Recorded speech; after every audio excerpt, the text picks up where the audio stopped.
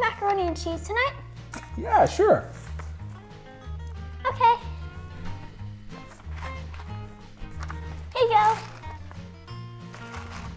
Oh, Kraft dinner.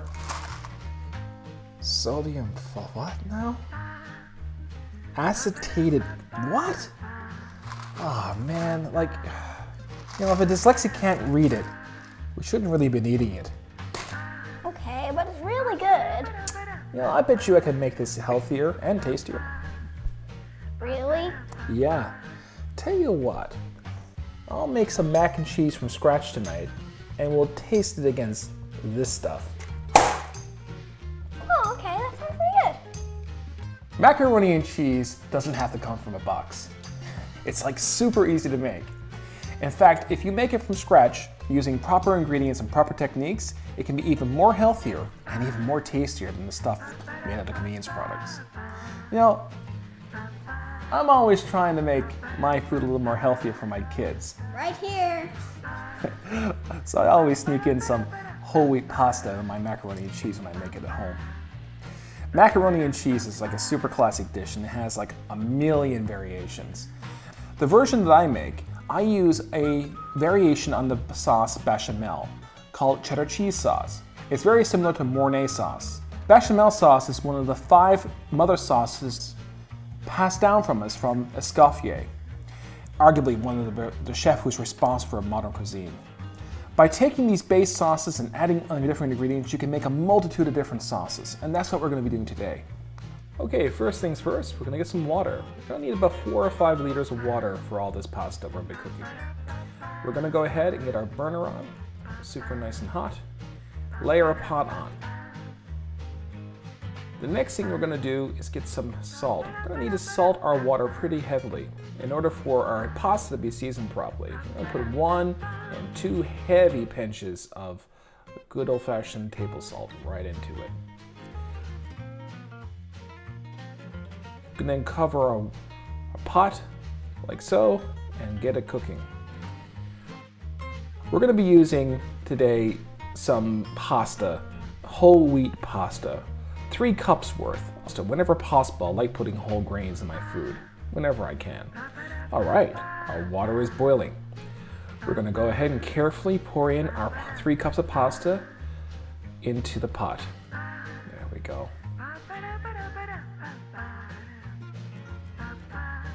We're gonna stir our pasta just to make sure it doesn't get stuck to the bottom of the pot, just like so. Some time has passed now, our pasta is just about cooked. We're gonna test it. What we're looking for is al dente, which means to the tooth. I'm gonna take it up here in my hand, and then, as you can see, I'm gonna pop it in my mouth and eat it. It's great. Now it's time to preheat our oven to 350 degrees to put our macaroni and cheese in. Now it's time to make our bechamel sauce. We're gonna get ourselves a pot, like so. We're gonna need about 3 tablespoons of butter, and about 3 tablespoons of flour. We're going to start with our butter. We're going to put our butter into the pot, like so. And then we're going to turn on the flame and allow that butter to melt. Now that the butter is melted, we're going to go ahead and add some flour to it. Equal parts butter and flour is the recipe for a roux. Roux is going to give us the thickening agent for the milk we're going to pour in next. The roux also tastes really good. So you want to cook this roux until it starts smelling like shortbread. Don't cook it too much though. We don't want any color on our roux. Just a slight cook. Beautiful. Look at that. You can see it getting bubbly. We're going to switch to a whisk now, and we're going to whisk in about 2 cups worth of milk. Pour the milk directly in. Stir really rapidly with a whisk this time to make sure all the butter and flour get dissolved. We're going to be producing an onion piqué. First, we're going to need an onion. I have a small shallot here, which is similar to onion. I like the flavor a little bit better. We're going to be adding to it some clove and bay leaf. First, we need to peel the onion. So we're going to go ahead and take off the root ball at the end and the root at the top and slice it right in half. Boom. We have our onion now all peeled. We're going to go ahead and take our bay leaf and our clove and pin our bay leaf to the onion with the clove, just like that. And then we're gonna pop it into our bechamel sauce. Give it a quick stir, and then pop it right in. Perfect. We are going to simmer the onion piqué for about 5 minutes. After 5 minutes, you can see the sauce has become very velvety and delicious and thick. Look at that, it looks so good already. Now we're gonna add the final seasonings. First thing we're gonna add is a little salt, just like that. A few cracks of black pepper, crack, crack, crack, right into it. And now, the very special ingredient you gotta be careful with, that is nutmeg. Nutmeg is very potent. It tastes really strong. Just the tip of a knife full, just like that. All right, we're gonna stir in all those seasonings. And now we're gonna get ready to turn this bechamel sauce into a cheese sauce. First thing we're gonna need is some cheese with a little bit of Parmesan rind for some of that umami flavor. Stella's gonna grate up the cheese for us.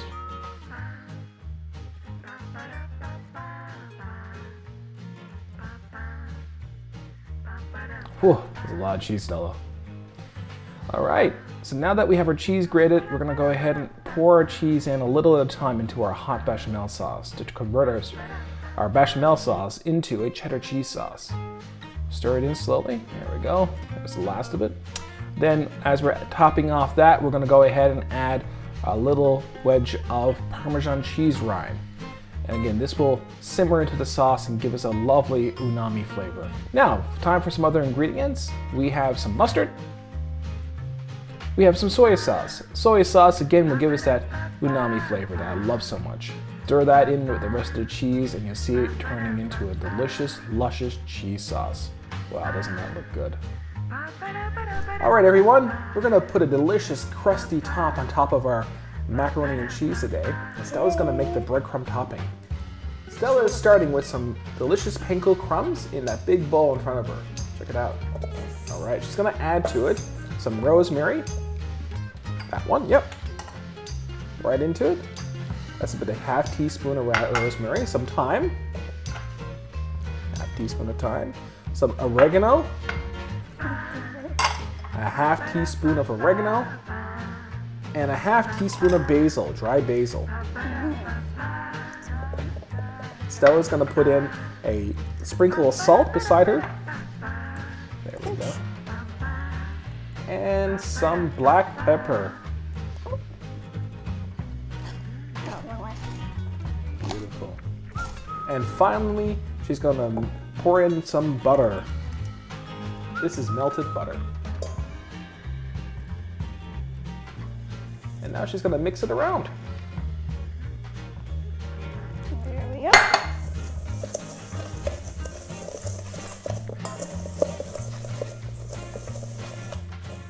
All right, now we have all the components made. What we're gonna do now is going to assemble them. First, we're going to take the macaroni that we made earlier and pour it into our casserole dish, as you can see there. Beautiful. Oh, it smells yummy. Next up, we're going to strain our sauce directly into our macaroni. Stella, would you like to hold on to the strainer? Okay. You keep it from tipping over. We're going to strain out the onion, the bay, and the Parmesan rind, and any other particles that might be in our sauce to make it lumpy.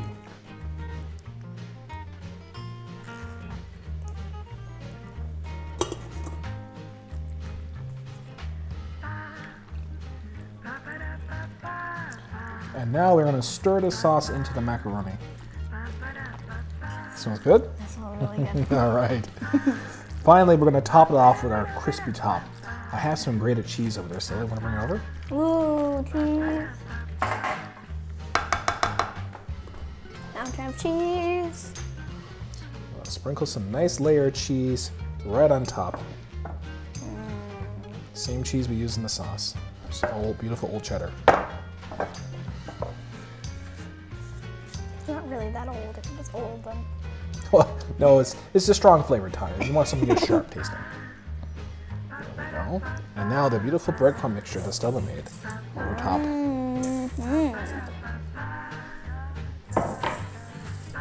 There we go. So we got this in our preheated oven next. And we're gonna cook it and bake it in the oven until the cheese is melted and everything is super hot again. And bubbly and ooey and gooey and delicious. How long do you put in the oven? About 30 minutes.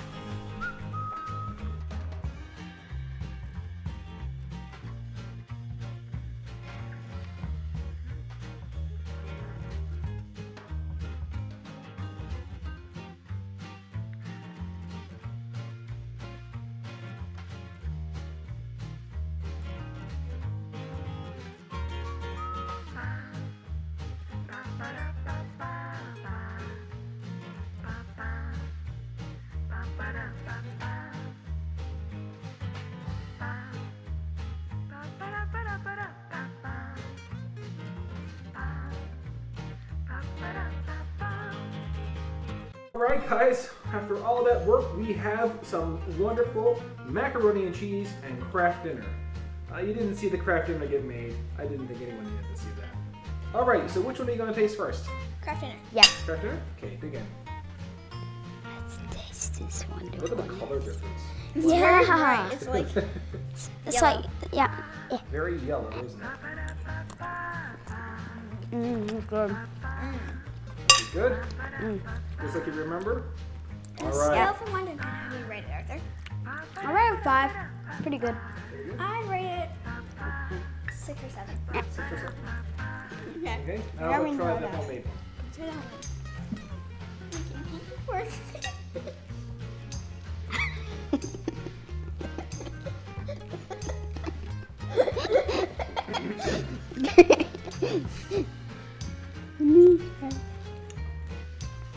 Oh, it's crispy.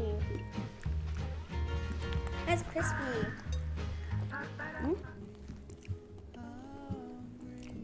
What do you think of that? That's 8. That's an 8 out of 10. Which one's better, Arthur? All right. Well, everyone, thank you very much for joining us again for another episode of Hungry Henders. This is Stella, Hello. Arthur, I'm Nick, and we hope to see you again on our next episode. Cheers, guys.